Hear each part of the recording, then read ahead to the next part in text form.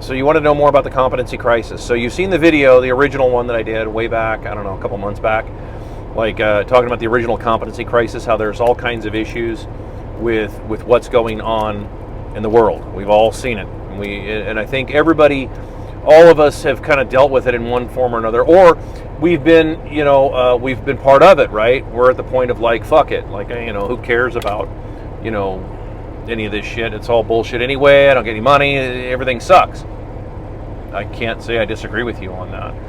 So, but I'll give you my own story on how this works. So, the reason you haven't seen me in a few days is because on Monday, my truck, my truck that I make my living with, okay, my one truck, the starter went out on it. Not the end of the world, but it was early on the Monday. No problem at all.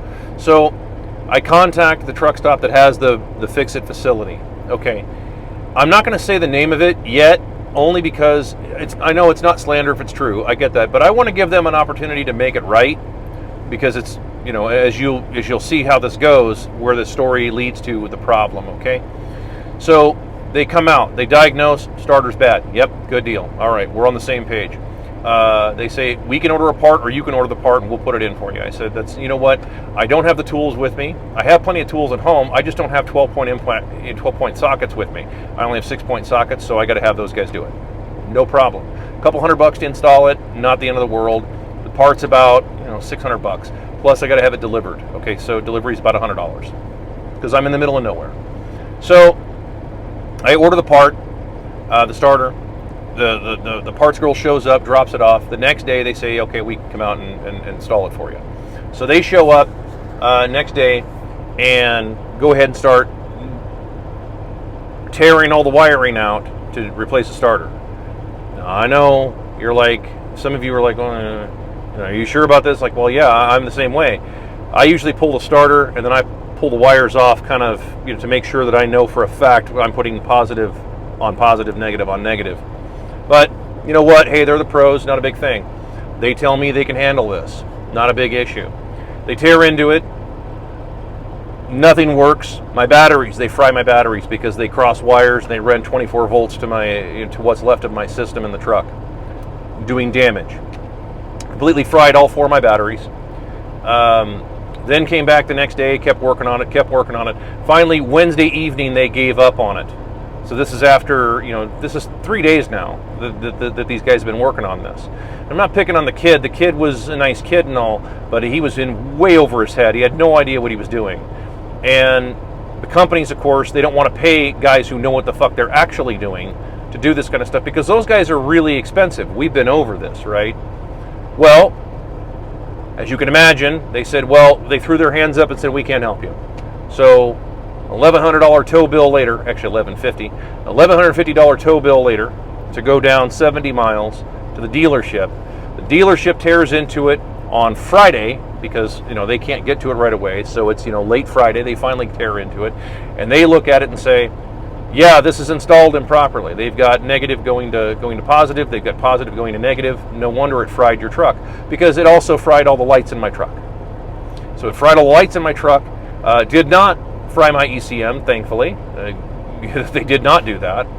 But after all of that mess, this whole ordeal, this is many thousands of dollars, by the way. This whole thing that I'm talking to you about, this is many thousands of dollars that I don't really have to do this kind of thing. Especially for something like a starter swap. After all of this, I find out that the kid, that these people really didn't know what they were doing. So now I've got to actually contact the company and I've got to say, hey, listen, how do you want to handle this? Because with all of my downtime, you get about $3,000 worth of downtime. That's just what it cost me to sit in the middle of nowhere, to do nothing, for days at a shot.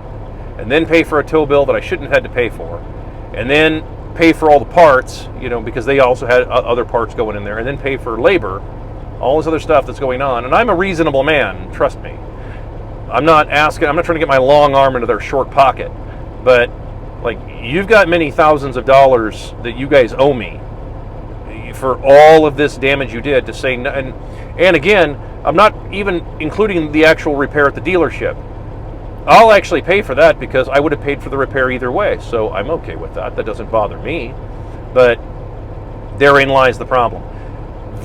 So what can we learn from all this? Why am I telling you this whole story? I'm telling you this story not to elicit sympathy. I'm not trying to get you to jump on and try and pile on this company and call them and freak out. Dude, don't do any of that. I'm telling you this so that you understand, when I talk about the competency crisis, this is going to start affecting companies on a level that they don't understand.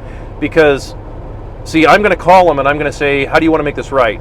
Here's your invoice, and here's all of my documentation. Here's all the receipts from the dealership. Here's all the stuff that, like, this cost me, and you guys still wanted a bunch of money from me even though you didn't fix the truck, and not only did you not fix it, you also fried my batteries. And then on top of that, to be fair, they warranted the batteries. But still, I still had all these other damages, and I still have damages yet to come because I still have to figure out all this light situation because all this stuff worked before they tore into it. So this is thousands of dollars that this company is going to have to write me a check for, you understand? As opposed to them just hiring somebody who knew what the fuck they were doing. See, at shops, for those of you who may not know this, a shop foreman is supposed to be a guy who's had many, many years experience. He knows all this stuff. That way when a technician says, hey, I don't know how to do this, he can go ask the foreman can come over and help and stand over his shoulder and say, hey, let me show you how to do this. Okay, because I've done like 50 of these, I've done 200 of these things, so I know exactly what I'm doing. That's what's supposed to happen. In a real sense, that was what was supposed to happen in this situation. The problem is that the foreman was, well, I don't know that there was one. There was just some girl who wrote up a service ticket.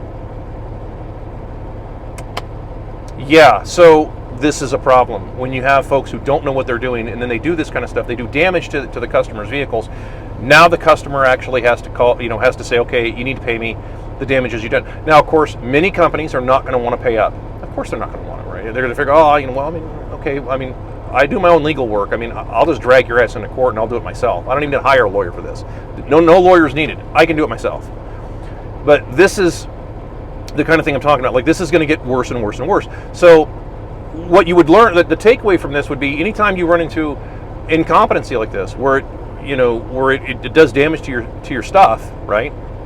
Then you just make the offer. Say, listen, you can make it right with me, right? We can work this out, or we can go to court. And the reality is that you don't need a lawyer in most of this case. In most cases, unless it's over where I am, it's like over $20,000. You can just do it in small claims, and it's based on preponderance of evidence. So I have a preponderance of evidence, I will assure you of this, and so will many other people. So will many of you out there. This goes into a bigger issue. I know there's a bunch of you out there that are seeing these Walmart videos. I'm shifting gears slightly, but it's still related. Where there's they're charging a bunch of money for their products. It says one price, but then they charge. It's bait and switch, actually. There's a big lawsuit over this. Just a quick heads up. Giant class action lawsuits, lawyers love those. So do companies, because it means that they only have to deal with one lawsuit. If you really want to fuck a company up, have 500,000 of you go and file a small claims court case, for 10 grand. 500,000. Seriously, if like 5 million, imagine 5 million people suing Google, for real, it would destroy them. They would have no way of handling that. No way. They would have no money to pay 5 million lawyers to try and all over the country in different jurisdictions. Oh my God! Imagine what that would do to any company, right?